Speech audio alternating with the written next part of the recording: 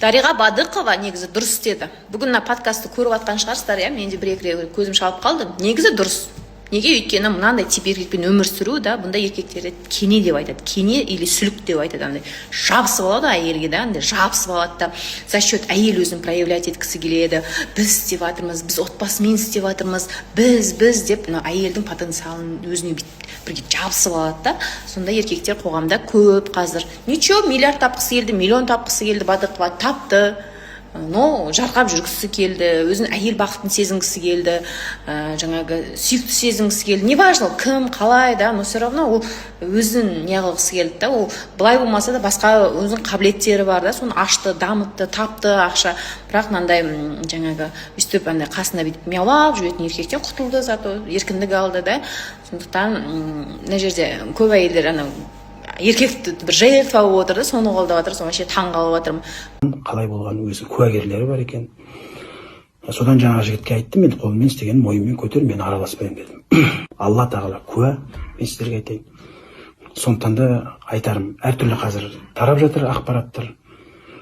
Мына Дариға Бадықованың экс-күшік күйеуі бар емес пе? Дархан Мархан Сархан Тархан деген. Енді соның кішігірім меня обращение шибасы керайын көтіңжі ирайын. Көке, сен на каком основании еркек бола тұра өз әйеліңді жамандап жылап отсын кешегі подкастта, бүкіл қазақ еліне еще оны жыр қылып, 16 жыл бойы сенімен тұрған екен ғой шибасы керайын көтіңжі ирайын. Дариға осындай, Дариға мұндай, мені тастап кетті, соның кесірінен Мұхтар Әуезов театрынан шығып кеттім, маған 8 миллиондық машина алып бермеді, бла-бла-бла, мяу-мяу шибасы керайын көтіңжі ирайын. Айналып тұрып басыңа шлем кигізіп рукоприкладство істеп жүрейін, на ровном месте шибасы керайын көтіңжі ирайын. Машина керек па? Жұмыс істеп, мына гипокарстан өзің заказ беріп ал. Дариға саған ақша беру міндетті емес шибасы керайын көтіңжі ирайын. И вообще, во всем виноват ты сам. Жақсы еркектен әйел ешқашан кетпейді. Я скажу тебе даже больше. Ақылы бар, мінезі бар, миы бар, ақша тапқыш, отбасын өзі асырай алатын, көңіл күй, внимание сыйлай алатын, бере алатын, и татағы былай мощно тұратын еркектен әйел ешқашан кетпейді шибасы керайын көтіңжі ирайын. Болды, доғар ет, психологический давление интернет желісіне жаса берме оған. Әйел қол, просто отпусти ее.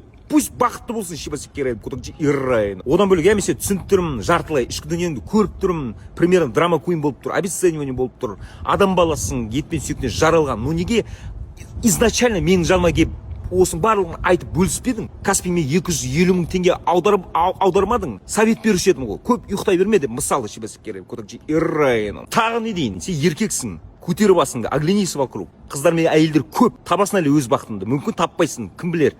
Бір құдайға мәлім шибасы керайын көтіңжі ирайын. Чөйші.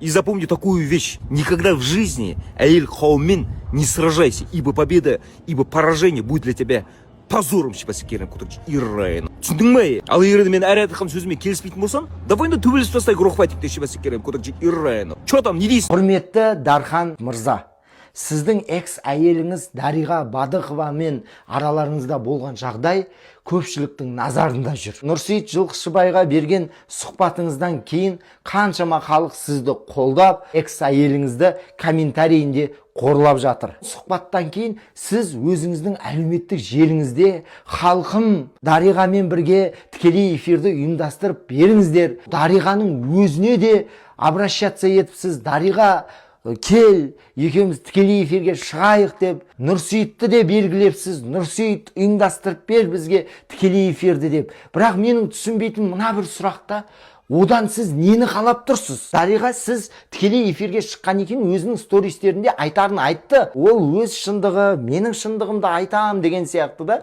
Екеуіңіз кездескен күннің өзінде де әркім өз шындығында қалып, сіздің неге жетеріңізді білмей тұрмын. Ақшаны қалап тұрсыз ба?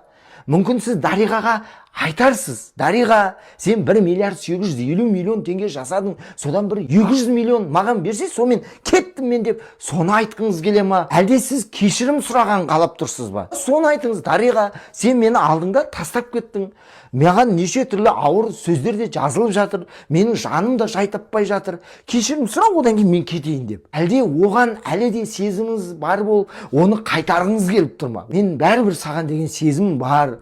Оралшы деп соны айтсаңшы. жоқ әлде хайп қалап тұрсыз ба? Ренжімеңіз, әрине менің хайп қалап тұрсыз ба деген сөзіме бұлай ойымның туы, сіз осылай Нұрсейітпен ұйымдастырып бер, үйтіп бер, сөйтіп бер, тікелей эфирге шығайық деп келесіз да, соның арасында сіз өзіңіздің туындыңыз шығайын деп жатыр екен ғой жақында. Алданған жүрек деген ба, осы орайда менің алданған жүрек деген сценарий бітті, жақында кастинг жарияланады деген сияқты жазба қалдырыпсыз да. Содан менің мынандай ойым туындап қалды.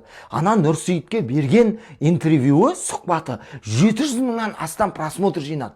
Қазір Дариғаны шақырып тағы да 700 мыңдар жіберсе, одан кейін үшіншісінде тағы да бірдеме ұйымдастырып жіберсе, сонымен как раз сол уақытта мына кино да бітіп кетіп, халықтың назарын киноға аударып жіберсе деген ой келді ма деген ой туып тұр да. Сторисіңізде видеода қалдырыпсыз да. Бұл жерге бағаны беретін сен емес, мен емес, Дариға. Бұл жерде бағаны беретін ел, жұрт. Ренжімеңіз, әрине, Дархан мырза. Сіздердің мәселелеріңіз, ол тек қана сіздердің мәселелеріңіз.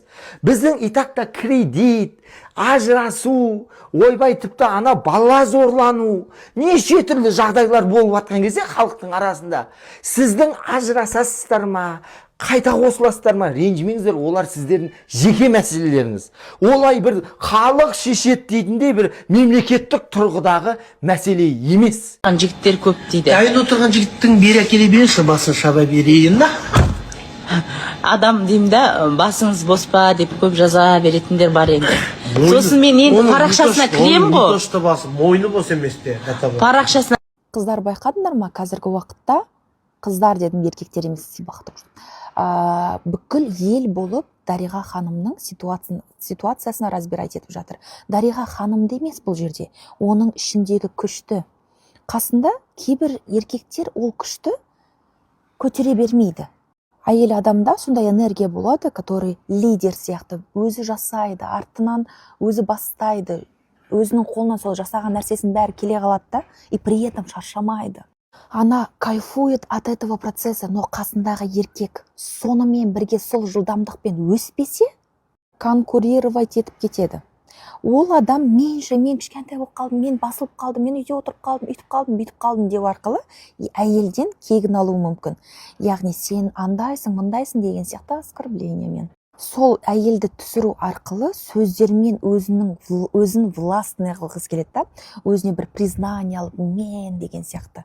Қазіргі қасындағы жүрген актер мырза, оның любовь ма, бізге похуй екен, просто айтайын да. Ол кісі харизматичный. Бәріміз аузымыз ашылып қарап отырамыз ғой, сол кісі шықса кинодан, мойындаңдаршы. Ол кісі көтере алады жаңағы силаны. Прямой эфир стримге кірген кезде мен всегда қарап отырам. Бұл жерде сильный не в качестве того, что мужчина типа богаче, анау-мынау, нет. Оның қасында Дариға Бадыкова мягкая болады. Бұл состояниені психологияда энергетическое совпадение деп аталады. Сен өз-өзіңді түсіруіңнің қажеттілігі жоқ, чтобы сенің күйеуің көтерілу үшін. Көтерілетін күйеу сен сильная болсың, слабая болсың да көтеріледі. Сен өз-өзіңмен бол. Қасындағы еркек нағыз еркек, және де сенің еркегің болса, ол сенің қасында қалады. Ассалаумағалейкум ағайын. Мен сіздерден мұндай қолдау күткен жоқпын. Көп рахмет. Бұл жерге бағаны беретін сен емес, мен емес, Дариға. Бұл жерде бағаны беретін ел, жұрт, туған туыс, көрші көлең, әріптес, группалас және де жақын туған туысқандар. Сондықтан да мен сені Нұрсейіт Жылқышыбайға тікелей эфирге шақырамын. Оралхан Бөкей атамыз қалай тауып айтқан деймін да. Өспес елдің айтары өсек, ермегі төсек болады деп. Біреудің байының интервьюін көріп ап, қатындікі дұрыс сауап қойған, еркектікі бұл жерде дұрыс емес деп, біреудің өмірін талқылағаннан басқа не бітіріп атсыздар?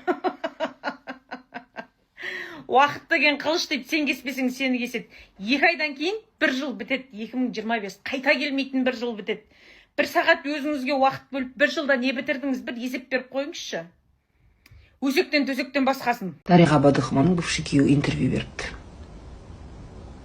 Зачем так позориться? Шығып, ойбай, маған ақша бермеді деп. Қалай екен? Қаншама әйелдер осылай 4-5 туып бүкіл өмірін еркекке арнап, дымсыз қалып жатыр ғой, еркек ақша тапқан кезде. А тут он же даже не рожал. Вот если бы он рожал детей, 5-6 бала туып үйде отырса, сөйтіп барып Дариға ақша бермей кетіп қалса, вот тогда мы бы ее осуждали. А так, простите, сама заработала, сама все сделала. О, бала қараған жоқ, бала туған жоқ. Я думаю, что она права. Она вот отомстила за всех женщин. Дариға отомстила за всех женщин, я считаю.